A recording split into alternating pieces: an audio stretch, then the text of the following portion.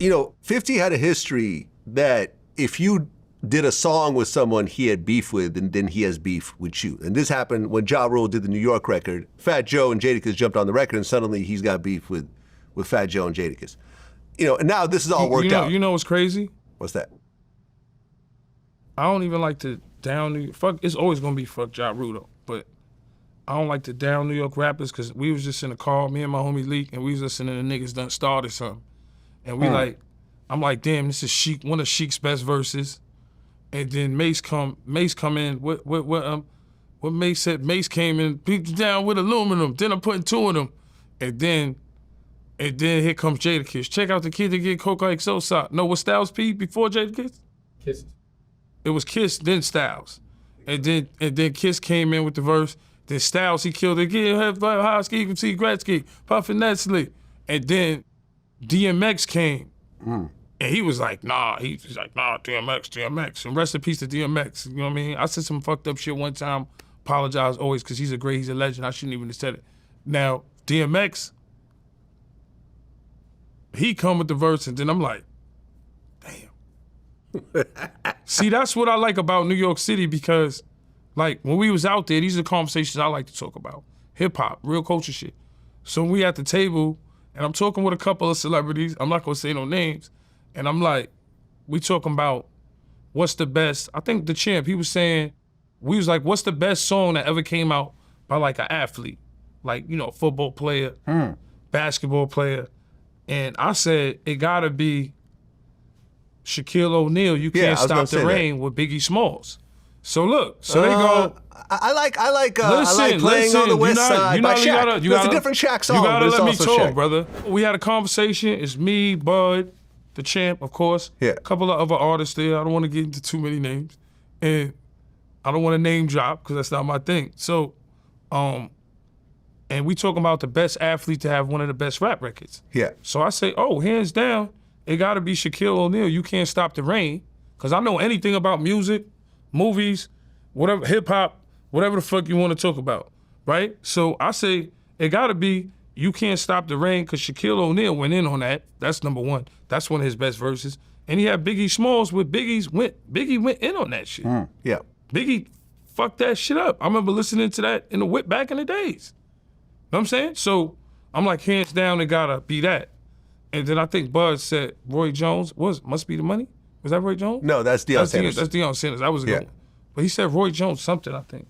Roy Jones tried to get into rap, but I don't think he had like a label. But he or said something. Roy Jones, and I'm like, nah. And then some other rappers, I'm not gonna say no names, we started talking, and I'm like, yeah, all the greats come from New York. Because no matter where I'm going, New York gotta love me. I'm New York City, all the fucking way. So I'm like, yeah, it's hands down the best record, Vlad, because of Biggie. And niggas was like, not Bud. The other niggas was like, why you say that? And I said, nigga, because Biggie Smalls was on it. That's the greatest rapper of all time. Who better than him, nigga? Who y'all got? Know what I'm saying? Whatever state they from, I'm like, who y'all got? We got Biggie, nigga. Know what I'm saying? Who you got? So they go, well, Biggie said, and this is the only thing, and this is what Slim Thug said too. Slim Thug, shout out to Houston. Slim Thug said this too. Biggie said, suck on your daddy dick. Yep, that's true. And I'm like, but you can't wipe out all how Biggie's lyrics because of that one line. And that one line came from a movie. It might sound, look. It was Richard Pryor, right? Look, it was Richard Pryor, of course. So it might sound suspect to niggas that didn't watch the movie. Yeah, it was a reference. It was a reference line, but to niggas it's a no diddy or a pause, right? That line right there, I kind of wish Biggie didn't say that, because that's the second time I heard another nigga from another state say that. I heard Slim Thug say it, and you know me, I was just like, yo, Slim Thug, you hate New York niggas. But we love Bun and Pimp C. Yeah. Because you know me, I don't give a fuck. I don't got no filter. I told that. I was like, niggas do hate New York niggas. And it's all good, because New York niggas started a lot of trends, damn near started hip hop, you know what I mean? But we always give other people props. But when it come to New York, Biggie, that one line, I heard this the second nigga I said say it. He said, suck on your daddy's dick. He had a few lines. What about everything else? He had a few lines. Vlad, Dreams I'm of fucking good, an Vlad. R&B bitch. He said, I That leave was a fucking classic. Shantae Moore, pussy and stitches. I'd fuck RuPaul before I fuck them ugly ass escape bitches. The nigga was joking, bro. Right. Come on, bro. And then he had that one line. I remember my man C. Gutter kidnap kids, fuck him in the ass, throw him over the bridge. I remember, I interviewed C. Gutter about this, right? I said, what did you think when you heard that line? He said, when I heard that line, I was so angry. Because it makes me sound like a child rapist, but right? You know what he said? Hold on. When that beat, let me just finish. Hold on. Dude, when that beat come on, Yeah.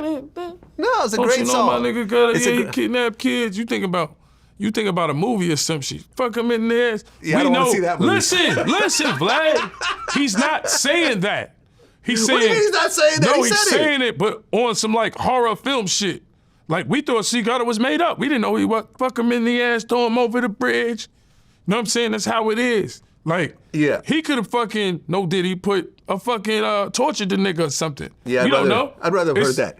But all I'm saying is, listen. This is what make niggas be hating New York niggas. I'm not hating, but all I'm saying is, so I interviewed C. Gutter specifically about this. He said when he heard it. Okay, but What's Beef is still a classic. It's still a classic. I know you spoke to him. Right. It's still a classic. Right, so what happened was. Niggas can't use lines because everything is paused and no Diddy and all that. Niggas can't use them because back then we didn't have that.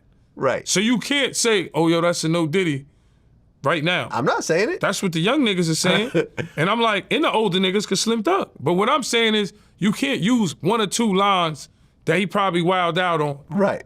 You know what I'm saying? Because all I'm saying is for that particular line, C. Gutter was so upset when he heard it. But he said the thing about like Biggie is that once he records something, no one in the world is gonna make him change it. Once he lays it down and he's happy with it, nobody. So he said at the time they were roommates. Like C. Gutter was living with Biggie. He said for 2 weeks they didn't speak to each other. They would walk past each other in their condo and not say anything. And then the song "What's Beef," where he said, "Don't you know that my N-word gutter fucking kidnap kids, fuck them in the ass, throw them over the bridge." When you first heard that, and I know it's not true. I know it's not true. But when you first heard it and you knew how big of an album this was about to be, and did you hear it before it came out? Yeah, hell yeah. I was in the studio Okay, so when he did y'all it. in the studio. Man, this nigga he ain't talked to me. I ain't talked to him for like 2 weeks. Like, we stayed in the same crib and we would like do everything, the same thing together, but I just wasn't speaking to him. You in the car with him every day. We eating every day. You know, we still doing everything every day, but I'm just not speaking because I was so tired. Like, yo, bro, you gonna have dudes thinking I'm a pedophile, first of all. I just came home from jail. You know what I'm saying? So I'm just like, I already know where dudes' minds will go. For 2 weeks. Yeah, but that was the shit. But right Biggie there. was like, I'm not changing it. That It shit is what it is. That made you think of like, see, the best thing about Biggie, what makes him one of the greatest, because it was storytelling. Yeah. So when you hear this shit, it was like a story. Yeah. It's like when you hear Dr. Dre and them, when they do their albums, a story. Eminem, album, story. 50 album, a story. You know, that's when motherfuckers had skits and all kinds of good shit. So when you listen to that song, it just sounded like a horror film. Yeah. Don't you know my nigga got kidnapped kid? Fuck him in the ass, throw him over the bridge. That's how it is. He just played out.